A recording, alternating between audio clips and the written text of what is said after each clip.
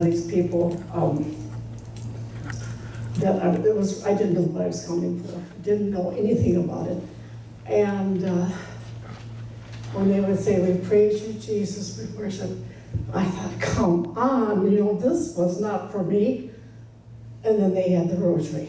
So I would leave when they'd have the praises and come back, and then I'd find I missed the rosary. And I did this for I don't know how many weeks. And then I thought, may as well take the whole ball of wax. Well, now I won't miss it. And if I possibly can make it, I'm here. And people say, what are you going for?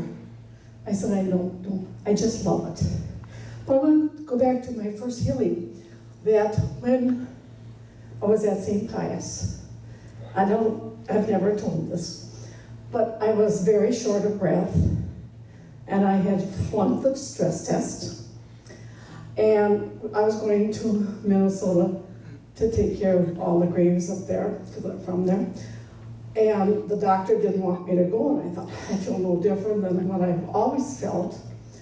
Well, I went there, came back, and they couldn't find where the blockage was. But when I went to St. Pius, I went up for prayers with Barbara, and she said, laid her hands on and said, Jesus loves you. And then she said later on, and mentally I said, speak to me. And this is all foreign to me. And when I got the most piercing, it was like a sword, hot, going through my heart. And I had chest pains that went diagonal from back to chest all this time. And all I do was pray, please don't let me go and let my children be orphaned. And all I could think of was, please, Lord.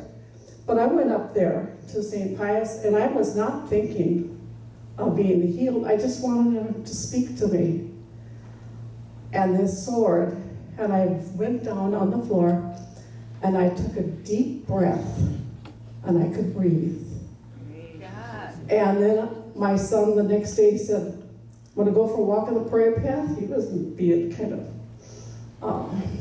very suspicious. And I said, okay, let's go. And I kept up with him. And that was my first healing that I ever had at St. Pius. How many years ago, Kathy? Oh, gosh. How long have you had services? 30? You're 31. 29? About time I confess. And then one other time, I had the same thing happen to me, like it was at the Marriott. And I was, again, getting short of breath. And I was down on the floor, and I felt the heat coming, and then everything jerked.